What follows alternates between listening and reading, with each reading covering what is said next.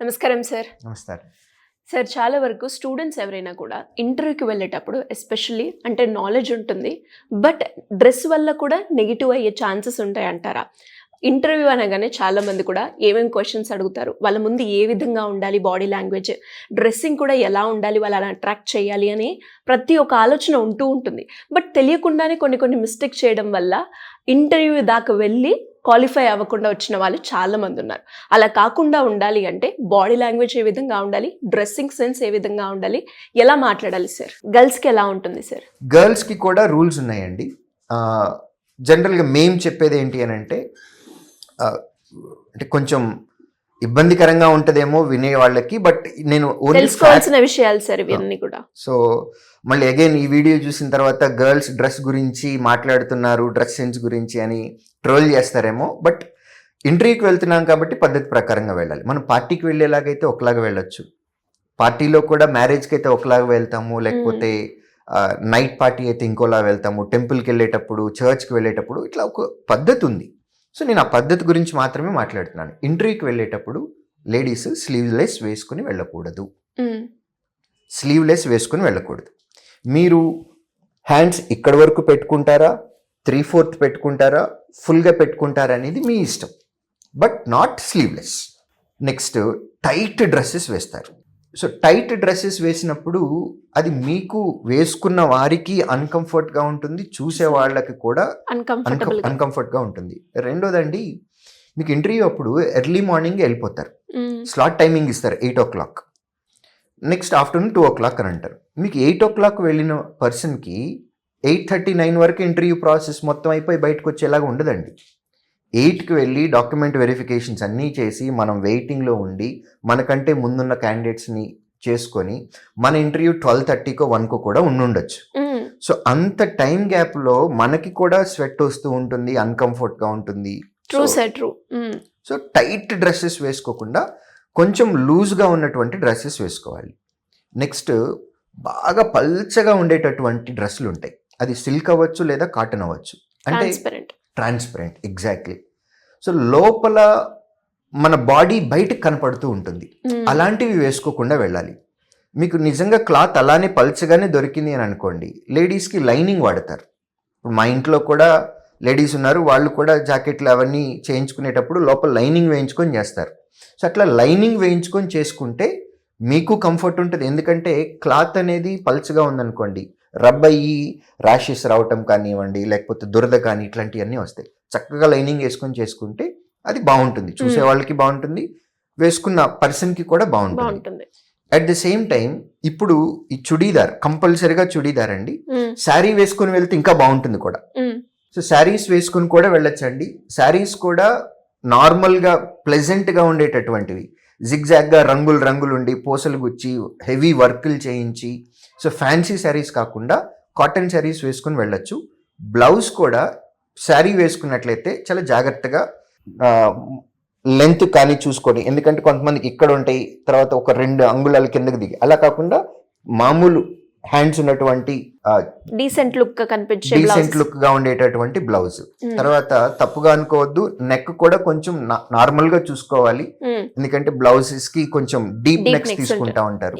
అది ఫ్రంట్ పార్టే కాదండి, back part లో కూడా కొంతమంది కొన్ని జాకెట్స్ మన ఫంక్షన్స్ లో బ్లౌజెస్ చూసినప్పుడు కింద ఒక 2 అంగుళాలు లేదా 3 అంగుళాలు మాత్రమే స్ట్రిప్ ఉంటుంది, పైన అంతా కూడా ఈ ముగ్గులు వెళ్ళినట్లుగా డిజైన్ తాళ్ళన్నీ వచ్చి కట్టుకుంటా ఉంటారు. అలాంటి ఫ్యాన్సీ కాకుండా నార్మల్ బ్లౌజ్ వేసుకొని డీసెంట్గా వెళ్ళొచ్చు. చుడీదార్ కనుక మీరు వేసుకున్నట్లయితే కనుక, చుడీదార్కి మీకు ఈ మధ్య కొత్తగా వచ్చిన ఫ్యాషన్ ఏంటి అని అంటే సైడ్ కట్స్ వస్తాయి. ఆ కట్స్ ఫస్ట్లో ఒక 2-3 అంగుళాలు కింద ఉండేవి, ఇప్పుడు అవి చాలా పైకి వచ్చేస్తున్నాయి. సో అట్లాంటివి కాకుండా నార్మల్ వేసుకోవాలి. వీలైతే అసలు బుట్టలాగా ఉండేదైతే ఇంకా పర్ఫెక్ట్. ఎందుకంటే మనం కూర్చున్నప్పుడు, మీరు ఎదుటి వాళ్ళు మన ఎదురుగా కూర్చున్నప్పుడు బుట్టలాగా ఉన్నప్పుడు ఎలా ఉంటుంది, కట్టున్నప్పుడు ఎలా ఉంటుంది, డిఫరెన్స్ ఉంటుంది సార్ ఖచ్చితంగా. సో అది నేను చెప్పదలుచుకున్న పాయింట్. రెండోది ట్రౌజర్. సో బాటమ్ వేసుకునేది లెగిన్స్ వేసుకోకుండా, ఎందుకంటే లెగిన్ అనేది మరీ టూ టైట్గా ఉంటుందండి. ఇప్పుడు లెగిన్ కొన్ని మోకాళ్ళ వరకు వచ్చే లెగిన్స్ ఉన్నాయి, మోకాళ్ళ కిందకి వచ్చే లెగిన్స్ ఉన్నాయి, పూర్తిగా కిందకి వచ్చే లెగిన్స్ ఉన్నాయి, అవన్నీ టైట్గా ఉంటాయి. లెగిన్స్ కాకుండా మామూలు ట్రౌజర్ మనకి చుడీదార్కి పాత రోజుల్లో ఏవైతే ట్రెడిషనల్గా ఉంటాయో అలాంటి ట్రౌజర్ వేసుకొని వెళ్ళాలి. నెక్స్ట్ చెప్పులు కూడా హీల్స్ వేసుకొని టక్క టక్క టక్క టక్క సౌండ్ వచ్చేవి కాకుండా మామూలుగా మనం ఎట్లాంటి చెప్పులు వాడుకుంటామో అలాంటి చెప్పులు వాడుకోవాలి. హెయిర్ కూడా లూజ్ హెయిర్ వాడకూడదండి. జడ లేదంటే కనీసం నాట్ వేసుకొని చేసే రబ్బర్ బ్యాండ్ వేసుకొని చేస్తారు కాబట్టి పోనీ అట్లాంటివి కానీ ఇవి వేసుకొని వెళ్ళాలి తప్ప లూజ్ హెయిర్ వేసుకొని వెళ్ళకూడదు. నార్మల్ క్రీమ్ అండ్ పౌడర్ వరకు యాక్సెప్టబుల్, కానీ మనం ఏదో ఫ్యాషన్ షోకి వెళ్తున్నట్లుగా కానీ లేదంటే ఒక ఫంక్షన్కి వెళ్తున్నట్లుగా టూ మచ్ హెవీ మేకప్ వేసుకొని లిప్స్టిక్లు వేసుకొని ఐలైనర్స్ ఐబ్రోస్ ఇవన్నీ వేసుకొని హడావుడిగా వెళ్ళాల్సిన అవసరం లేదు. ఇయర్ రింగ్స్ కూడా డీసెంట్వి పెట్టుకొని వెళ్ళొచ్చు, అంతేగాని పెద్ద పెద్దవి పెట్టుకుంటారు. సో మనం వెళ్ళేది ఇంటర్వ్యూకి, but not a fashion show or a function. So ఇవి జాగ్రత్తలు తీసుకొని కనుక మనం వెళ్ళి చుడీదార్ వేసుకున్నట్లయితే కనుక ఇవాళ రోజున తప్పుగా అనుకోవద్దు ఎవరు, చున్నీ అనేదాన్ని ఆడపిల్లలు మర్చిపోయారు. చున్నీ వేసుకొని నీట్గా కవర్ చేసుకొని మనం ఇంటర్వ్యూకి వెళ్ళినట్లయితే చూసే వాళ్ళకి చాలా ప్లెజెంట్గా ఉంటుంది. ఫస్ట్ ఇంప్రెషన్ అక్కడే పడిపోతుంది. మీరు అడిగింది నెక్స్ట్ ఇంటర్వ్యూలో ఎలాంటి క్వశ్చన్స్ ఫేస్ చేస్తాము అనేది. మనం ఒక ఎగ్జామ్కి అప్లై చేసేటప్పుడు ఆన్లైన్లో మనం అప్లికేషన్ ఫిల్ చేస్తామండి. మనం ఏ అప్లికేషన్ అయితే ఫిల్ చేసామో ఆ అప్లికేషన్ కాపీ ఏదైతే ఉందో అది ఇంటర్వ్యూ ప్యానెల్ 5 మెంబర్స్కి ఒక్కొక్కరికి ఒక్కొక్క కాపీ వెళ్తుంది. సో మీ పేరు, మీ ఊరు, మీ పేరెంట్స్ ఏం చేస్తారు, మీ ఎడ్యుకేషన్ బ్యాక్గ్రౌండ్ ఏంటి అన్నీ కూడా దానిలో మనము టైప్ చేసి ఉంచుతాం. అదే సబ్మిట్ చేసాం, అందులో నుంచే క్వశ్చన్స్ అడుగుతారు. ఓకే, మీ పేరుకి ఏదన్నా ఇంపార్టెన్స్ ఉందా, మీ పేరు యొక్క మీనింగ్ ఏంటి, మీ పేరుతోటి గతంలో ఎవరైనా ఫేమస్ పర్సనాలిటీస్ ఉన్నాయా, మీ ఊరికంటూ ఏదన్నా చరిత్ర ఉందా, మీ ఊర్లో ఏదన్నా ఫేమస్ ఉందా, ప్లస్ మీ మండలానికి ఉన్న ప్రత్యేకత ఏంటి, మీ డిస్ట్రిక్ట్కి ఉన్నటువంటి ప్రత్యేకత ఏంటి, మీ ఫాదర్ ఒకవేళ ఆర్గనైజేషన్లో ఏదైనా వర్క్ చేస్తుంటే ఫాదర్ వర్క్ చేసేటటువంటి ఆర్గనైజేషన్కి సంబంధించిన డీటెయిల్స్ అడుగుతారు. ఫాదర్ ఒకవేళ వ్యవసాయానికి సంబంధించినైతే అగ్రికల్చర్కి సంబంధించిన క్వశ్చన్స్ కూడా అడుగుతారు. సో నాకు తెలిసినటువంటి ఎగ్జాంపుల్స్లో అంటే మల్టిపుల్ ఎగ్జాంపుల్స్ మాకు వస్తూ ఉంటాయి. ఒక స్టూడెంట్ రీసెంట్గా ఇంటర్వ్యూకి వెళ్ళారు, వాళ్ళ ఫాదర్ ఫార్మరు. అతన్ని ఇంటర్వ్యూలో అడిగిన క్వశ్చన్ ఏంటి అని అంటే, వ్యవసాయం చేసేటప్పుడు నాగలి వాడతాం మనం దున్నటానికి, పొలం దున్నటానికి. ఆ నాగలిని ఏ చెట్టు కొమ్మతోటి తయారు చేస్తారు, ఇది క్వశ్చన్. దీనికి ఆన్సర్ చాలా సింపుల్. మనం ఏదేదో అనుకుంటాం.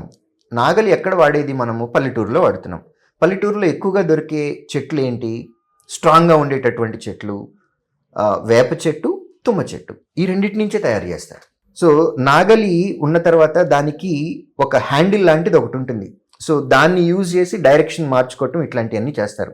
దాన్ని ఏమని అంటారు అని అడిగారు.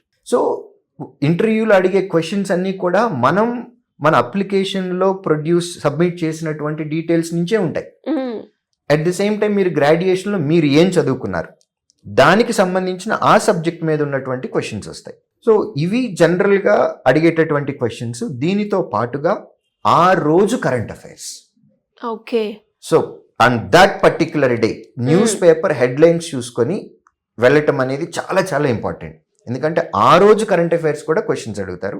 దాంతో పాటుగా మనకి ఇండియాలో ఉన్నటువంటి బర్నింగ్ టాపిక్స్ ఏవైతే ఉన్నాయో కరెంట్ అఫైర్స్కి సంబంధించి దాన్ని కూడా క్వశ్చన్స్ అడుగుతారు. సో ఇవి ఇంటర్వ్యూవర్ ఒక ఇంటర్వ్యూ చేసేటటువంటి పర్సన్ అడిగేటటువంటి క్వశ్చన్స్. Great sir. అండ్ చాలా మైన్యూట్ డీటెయిల్సే అయినప్పటికీ ఒక ఇంటర్వ్యూకి వెళ్ళేటప్పుడు ఎస్పెషల్లీ అమ్మాయికైనా అబ్బాయికైనా ఈ రోజుల్లో ప్రాపర్గా ఎలా వెళ్ళాలి, ఎలా కన్విన్స్ చేయాలి, ఏ విధంగా మాట్లాడాలి అండ్ ఏమేమి క్వశ్చన్స్ అడుగుతారు అన్నది కూడా చాలా పెద్ద క్వశ్చన్ మార్క్. అండ్ వాటిని ఫేస్ చేయడం కూడా చాలా ఇబ్బందిగా వాళ్ళు ఫీల్ అవుతూ ఉన్నారు. ఇప్పుడు మీరు చెప్పిన ఏవైతే ఉన్నాయో డ్రెస్సింగ్ కోడ్ నుంచి, హెయిర్ స్టైల్ నుంచి అండ్ మాట్లాడే విధానం నుంచి ఏ క్వశ్చన్స్ అడుగుతారు, ఇలా ప్రతి ఒక్కటి కూడా చాలా అవసరం అండ్ చాలా యూస్ఫుల్ అయ్యే వీడియో. చూస్తున్న స్టూడెంట్స్ అందరికీ కూడా ఇలాంటి ఇన్ఫర్మేషన్ వీడియోస్ మీకు ఇంకా కావాలి అంటే మీ ఒపీనియన్ కింద కమెంట్లో మాకు టైప్ చేయండి. వాటికి సంబంధించి రిలేటెడ్గా ఎపిసోడ్ చేసే ప్రయత్నం మేము చేస్తాము. సరే, ఇంకా ఎవరికైనా కూడా అంటే సబ్జెక్ట్కి సంబంధించిందే కావచ్చు, లేదా శ్రీధర్ సిసిలో ఇన్స్టిట్యూట్లో జాయిన్ అయ్యి ఏ కోర్స్ చేస్తే నాకు బాగుంటుంది, కెరియర్ గైడెన్స్కి సంబంధించి ఇలాంటి ఏ ఇన్ఫర్మేషన్ కావాలి అన్నా మిమ్మల్ని అప్రోచ్ అవ్వాలి అంటే ఏ విధంగా ఉంటుంది సార్?